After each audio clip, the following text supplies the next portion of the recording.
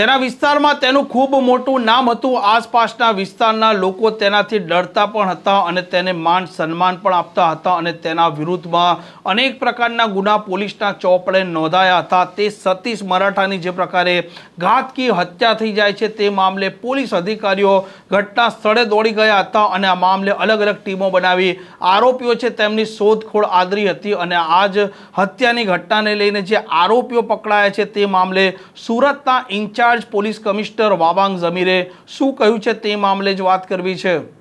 વૈષ્ણવજન તો તેને કહીએ જે પીડ પરાઈ જાનાને રે। નમસ્કાર, આપ જોઈ રહ્યા છો નવજીવન ન્યૂઝ અને હું છું આપની સાથે તોફિક ગાંચી। સુરતના બેસ્તાન પોલીસ સ્ટેશન વિસ્તારમાં જે પ્રકારે સતીશ મરાઠા નામના એક માથાભારે આરોપીની હત્યા થઈ છે તે મામલે પોલીસ છે તે દોડતી થઈ છે, કેમ કે જે પ્રકારે આ સતીશ મરાઠાની લોકપ્રિયતા ત્યાં હતી ત્યાંના આસપાસના લોકો તે માન સન્માન આપતા હતા અને એકાએક સતીશ મરાઠાની જે હત્યા થઈ હતી તે મામલે પોલીસ એટલે દોડી હતી કે ગેંગ વોરનો પણ મામલો હોઈ શકે અને આ મામલે જ્યારે આરોપીઓ ઝડપાયા ત્યારે સામે પણ આવ્યું કે વર્ષ 2020માં સતીશ મરાઠાએ એક સૂર્ય મરાઠા નામના વ્યક્તિ હતી તેની હત્યા કરી હતી, જેમાં આ સતીશ મરાઠા મુખ્ય આરોપી હતો અને તેના જ સાગરીતોએ હત્યાની ઘટનાને અંજામ આપ્યો છે અને આ મામલે પોલીસે આરોપીઓની ધરપકડ પણ કરી છે અને હત્યાની ઘટનાને લઈને સુરતના ઇન્ચાર્જ પોલીસ કમિશનર વાબાંગ ઝમીરે વિગતો પણ આપી છે। તારીખ 5/8/2026 કલાક 16:15 વાગ્યાના અરસામાં સુરત ભેસ્તાન સરસ્વતી આવાસના બાજુમાં આવેલ ખુલ્લા જગ્યામાં સતીશ ઉર્ફે સતીશ મરાઠા સન ઓફ સુરેશ ભટકે ના અન્ય વ્યક્તિઓએ મોત નિપજાવ્યા અને ત્યાંથી નસી ગયા। તે બાબતે ભેસ્તાન પોલીસ સ્ટેશનમાં સંલગ્ન સેક્શન ઉપરથી ગુના દાખલ કરવામાં આવે। તપાસ દરમિયાન ક્રાઇમ બ્રાન્ચના જે હ્યુમન સોર્સેસના ઇન્ટેલિજન્સના માધ્યમથી ક્રાઇમ બ્રાન્ચને ચોક્કસ માહિતી મળ્યું કે ગુનામાં સંડોવાયેલ આરોપીઓ સુરત છોડી દીધેલ છે અને મહારાષ્ટ્ર તરફ નાસી જવાનું તૈયારીમાં છે, જેથી સુરત ક્રાઇમ બ્રાન્ચની અલગ અલગ ટીમ તથા ભેસ્તાન પોલીસ સ્ટેશનના અલગ અલગ ટીમ તાત્કાલિક વાપી, વલસાડ તથા વ્યારા, સોનગઢ તરફ રવાના કરી સ્થાનિક પોલીસ સાથે મહારાષ્ટ્ર જતી હાઈવે ઉપર આવતા જતા તમામ વાહનો તથા વ્યક્તિઓ સઘન તપાસ હાથ ધરવામાં આવેલ। તપાસ દરમિયાન અને આ ચેકિંગ દરમિયાન સુરત શહેર ક્રાઇમ બ્રાન્ચ તથા તાપી જિલ્લાના એલસીબી પોલીસ સાથે મળીને સંયુક્ત ઓપરેશન હાથ ધરી સુરત ધુલિયા હાઈવે ઉપર નાકાબંધી કરી ગણતરીના કલાકોમાં તાપી જિલ્લાના ઉચ્છલ વિસ્તારમાંથી 4 આરોપીઓ તથા 4 કાયદાના સંઘર્ષમાં આવેલ બાળ કિશોરોને ઝડપી પાડવામાં આવેલ છે।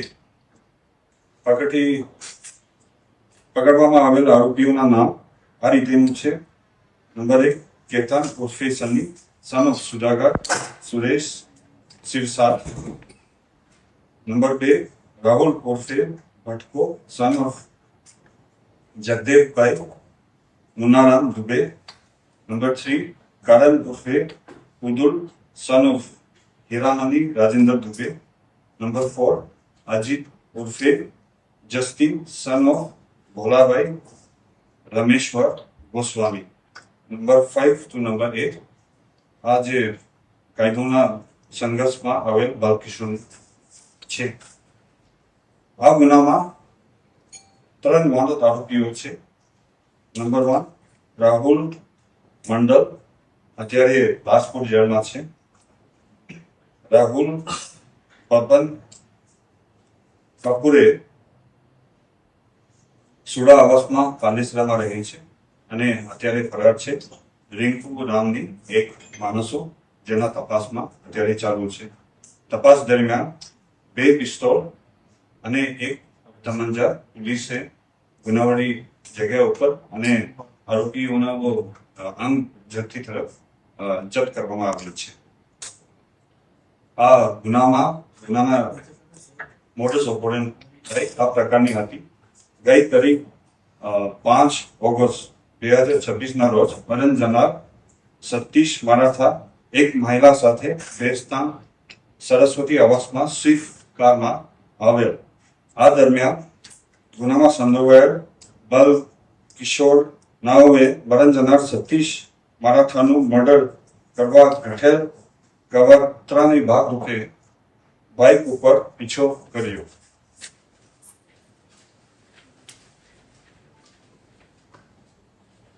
સંડોવાયેલ આરોપીઓ તથા બલ કિશોરો નાઓએ સતીશ મરાઠાને ચારે તરફથી ઘેરી લઈ તેને ઉપર તલવાર, કોયટા અને કુહાડીથી જીવલેણ હુમલા કરતા સતીશ મરાઠે ભાગવા જતા તેના ઉપર ફાયરિંગ કરી અત્યંત ક્રૂરતાથી મર્ડર કરવામાં આવેલ છે.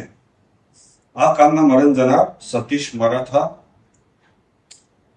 એક ખૂબ જ સક્રિય ગુનેગાર હતા અને વર્ષ 2020માં થયેલા સૂર્ય મરાઠા મર્ડર કેસમાં તે જેલમાં હતા અને જુલાઈ 2024માં છૂટ્યો હતા. આ કામે સંડોવાયેલ આરોપીઓ કેતન ઉર્ફે સની ફેબ્રુઆરી 2026ના અરસામાં હરિઓમ સર્કલ 4 રસ્તા પાસે ગણેશ ઉઠિયા ઉર્ફે કાલુ માલિયા ઉપર ચાકુ વડે હુમલો કરેલ હતા. આ બનાવના અનુસંધાને આ કેતન ઉર્ફે સની લાજપુર જેલમાં ગયેલ. તે વખતે લાજપુર જેલમાં કુત્સિતોકના ગુનામાં કે રાહુલ મંડલ સાથે પરિચય થતા તેને બંનેનો દુશ્મન સતીશ મરાઠા ને મારી નાખવાનું તમામ પ્રકારની મદદ કરવાનું જણાવેલ હતું. આ પ્રકારની ક્રાઇમ સ્ટોરી માટે નવજીવન ન્યૂઝ ચેનલ સાથે જોડાયેલા રહો. નમસ્કાર.